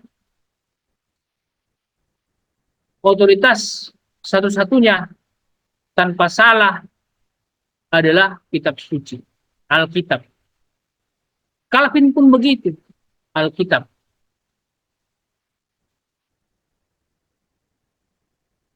Predestinasi. Semua peristiwa ditetapkan Tuhan Allah. Calvin. Predestinasi diperlukan karena depravitas dari manusia. Karena manusia sudah rusak total. Sehingga diperlukan predestinasi. Kalau Zwingli menghubungkan predestinasi pada providensi Allah, pemeliharaan Allah. Nah, lihat itu bedanya ya. Jadi kalau sudah bicara soal tokoh-tokoh ini, itu sudah bicara soal dogmatik. Masih dilanjutkan. Tentang manusia dan dosa pun bisa dibedakan. Tentang penebusan, tentang keselamatan bisa dibedakan. Dan saya kirim itu ya. Tentang gereja bisa dibedakan. Tentang baptisan bisa dibedakan. Ada yang baptis percik, ada yang baptis selam.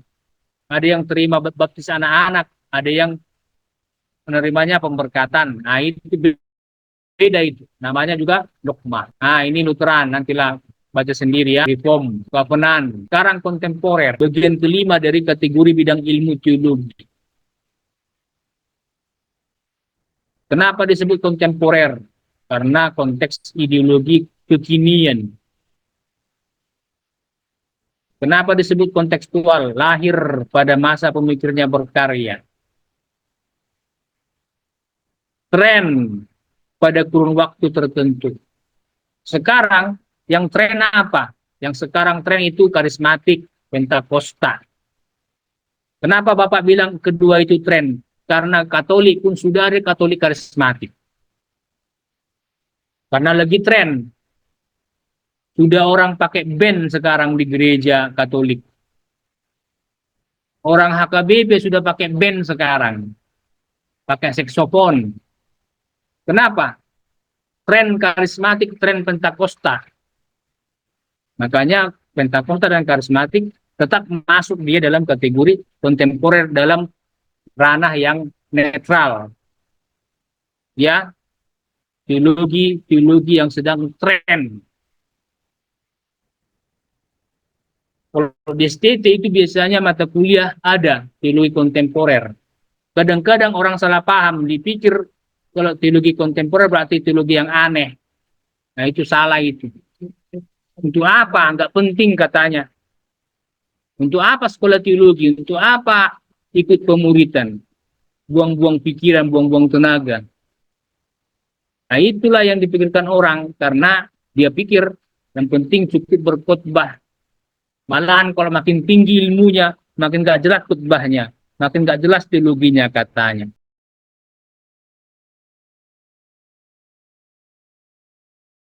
Malahan yang nggak sekolah itunya pandai dia berkhotbah. Akhirnya banyak orang nggak mau sekolah teologi. Jangan jadi kau sesat. Alasan lain tokoh. Saya punya tokoh idola. Saya juga saudara punya tokoh idola. Saya mungkin ketika bicara saudara setuju dengan apa yang saya katakan.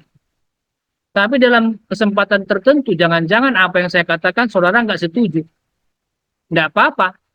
Itulah kekayaan berteologi. Alasan iman dan rasio. Kenapa saudara setuju dengan apa yang saya ungkapkan? Karena saudara menerima dengan rasio, oh masuk akal yang dibilang Pak Tutur ini. Lalu saudara terima. Oh betul cocoklah sama aku itu. Lalu saudara aminkan. Tapi kalau nggak cocok dengan iman saudara, nggak cocok dengan akal saudara, saudara akan berkata, nggak cocok sama aku itu. Makanya kita dituntut untuk belajar banyak kawan-kawan. Jangan cuma pelajari yang selama ini Anda pegang, iya kan? Jangan cuma Pentakosta yang kita pelajari juga Roma Katolik, pelajari Reform, pelajari Ortodok, pelajari yang lain itu, malahan ini pun pelajari, nah, masalah itu. Justru kita harus berkembang wacananya, wawasannya harus luas. Iya, banyak ini, Alkitab semua kita baca, tapi muncul banyak teologi. Jangan bilang teologi kawan kita itu enggak Alkitabiah. Dia bilang apa? Aku juga pakai Alkitab. Semuanya kita pakai Alkitab. Jadi rupanya banyak pengaruh. Yang menjadi persoalan adalah kenapa akhirnya teologi kontemporer dipahami negatif.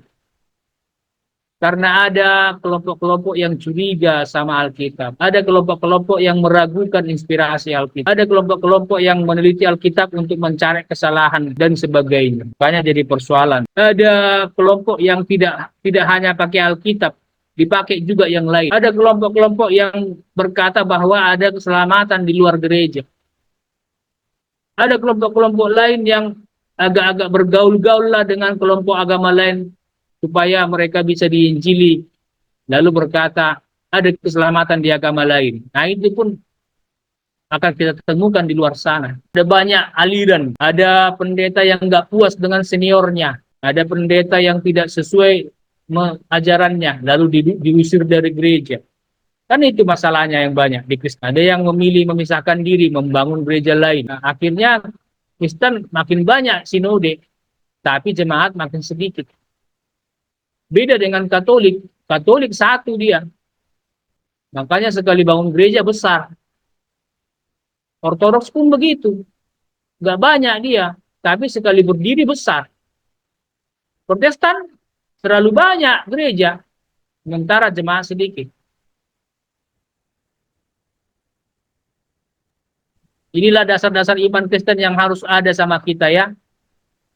Saudara Oke, harus Pak. percaya mujizat, percaya kelahiran Kristus dari Maria, percaya penebusan oleh Kristus, percaya kebangkitan tubuh Kristus, percaya inspirasi kitab suci. Itulah yang menjadi dasar kita kuat menjadi pendidik-pendidik Kristen. Nah, jadi inilah kesimpulannya. Oke, Pak. Ada 5 kategori ilmu turun. Biblika, sistematika, historis, dogmatika yang nggak bisa lepas dari praktika, dan teologi kontemporer. Simpan itu Jadi ya. Pak, Nah, jadi gini Pak, kita tadi telah membahas tentang kontemporer, tentang yang aneh-aneh pada umumnya. Ya, jadi tadi Bapak bilang seperti saya Pentakosta GPI. ya, Jadi bukan hanya kita belajar dengan GPI, doktrin atau teologi GPI, bahkan seluruh ya kita pelajari dan itu perlu. Jadi apakah kalau dalam situasi gini Pak, menurut saya bukan menyalahkan ya Pak ya. Contohnya teologi daripada HKBP lah dulu atau Lutheran ya. Bagaimana mereka, kata Bapak tadi, semua baca Alkitab dari beberapa teologi ini. ya. Jadi menurut saya bukan menyalahkan, tetapi boleh nggak Pak saya mengkritik dari hasil teologi mereka? Artinya kritikan saya gini Pak, seperti contoh kecil, baptislah mereka di dalam air atau selam lah, padahal mereka dalam sebuah baptisan hanya percik saja, dan itu di usia anak-anak. Padahal mereka dalam anak-anak belum mengerti apa itu dosa, apa itu keselamatan. Jadi menurut saya Pak, bukan saya menyalahkan, tetapi mengkritik. Itu saja Pak. Bolehkah kita kritik, bukan menyalahkan? Itu saja Pak. Oke. Iya Pak. Mengkritik boleh. Apa arti kritik? Kritik itu artinya adalah bukan mencari kesalahan orang, melainkan mencari yang benar seperti apa. Nah, masalahnya sekarang yang benar siapa? Aku atau kau, kan gitu. Nah, jadi jangan salah paham. Mereka yang membaptis anak, membaptis itu karena doktrinnya, dogmanya punya alasan. Sehingga ketika nanti kita bincang-bincang dengan mereka, sebenarnya kita harus kuat, siap kita berdebat. Jangan-jangan kita kalah. Nanti kalau kalah bilang pelawannya curang, seperti 03, ya kan? Jangan begitu dong. Kalau kalah aja gitu ya. Jadi kalau kita mau mengajak orang diskusi, mengkritik orang, ingat ya harus kuat. Makanya ini pelajaran harus sampai ke apologetik nanti pertemuan ke-8. Orang-orang itu yang beda pahamnya sama kita, jangan-jangan lebih kuat nanti waktu kita ajak bincang-bincang. Nah, silahkan ajak mereka diskusi sambil ngopi. Iya, Pak. Karena Oke. kalau suasananya nyaman, bincangnya enak. Jangan pula ajak mereka bincang-bincang lagi marahan dia. Ribut. Aduh, Nah. jadi lupa pertanyaannya Pak Diri katanya Pak. Dicek dia Pak ini. Iya. Inilah terakhir. Oke. Lihat Silakan nih, Pak layar ini lihat. Saudara Ini kalau mau punya Pak, izin saja Pak. Nah, Saya kan masalah di teologi abad pertengahan itu Pak, yang masalah penyimpangan perdebatan itu, yang masalah tentang gambaran-gambaran di rumah ibadat sama yang patung-patung itu Pak. Itu kan masih berlaku sampai sekarang itu kalau di teologi Katolik mungkin ya Pak. Apalagi Betul. bagaimana kita meresponi itu Pak? Sementara kan orang itu kan kayak lebih ke ada yang membuat patung santo-santo atau sebagaimana dan yang lain atau membuat patung malah ini seperti patung Bunda Maria kan itu bukan maksud saya bukan menyalahkan tapi bagaimana kita merespon itu atau menjelaskannya kalau ada orang yang bertanya seperti itu kepada kita yang Protestan gitu Pak. Oke. Ya, orang Katolik sudah punya dogmanya sendiri soal itu. Kalau kawan-kawan pernah nonton video Romo Katolik yang viral itu, kan sudah ada juga penceramah Katolik yang terkenal. Bukan cuma di Kristen lagi, di Kristen kan terkenal Stephen Tong, terkenal menghapus segala, Bigman Sirait. Nah, di Katolik juga ada Romo yang terkenal berceramah berkhotbah. Seringkali mereka berceramah membela iman Katolik. Salah satunya adalah penghormatan kepada santo-santo, penghormatan kepada Maria. Kenapa mereka mengizinkan ada patung di gereja? Salah satu pembelaan iman mereka adalah sebenarnya mereka tidak menyuruh ada penyembahan kepada Maria. Mereka tidak mengatur supaya ada penyembahan kepada santo-santo. Tapi rupanya ada kalimat merekomendasi penghormatan kepada orang-orang kudus, termasuk Maria sebagai ibu dari Yesus. Nah, itulah rupanya yang seringkali dipraktekkan offside. Dipraktekkan offside oleh jemaat. Penghormatan dalam pengertian menghormati tokoh-tokoh gereja berubah menjadi penyembahan. Nah, beda kan? Menghormati orang dengan menyembah orang kan beda. Jadi yang menjadi persoalan adalah praktek. Praktek yang sering offside dan sayang sekali ternyata tidak ada yang mengarahkan supaya jangan sampai offside. Nggak ada linesman-nya. Nah, orang Kristen rupanya dari sejak gereja awal dulu sudah meluruskan itu. Jangan ada gambar-gambar di gereja yang nanti antisipasi. Nanti orang Kristen mengira bahwa dengan cara melihat patung itu, penyembahannya berubah ke situ. Makanya gereja Kristen tidak menyediakan patung. Beda dengan gereja Katolik masih mengizinkan itu. Secara prinsip, yang saya baca dari buku-buku orang Katolik, sebenarnya mereka tidak menyembah patung. Tidak. Sayangnya, inilah sayangnya. Sayangnya, umat yang prakteknya offside. Jadi yang diperlukan sebenarnya di kalangan gereja Katolik adalah sosialisasi. Bahwa si Romo, si pengurus gereja harus sampaikan dengan benar kepada umat bahwa penyembahan kepada patung dilarang. Jadi akhirnya inilah kalimat saya ya, milikilah semangat Pentakosta, milikilah teologi Injili, artinya Alkitab. Tapi bukalah wawasan selebar-lebarnya.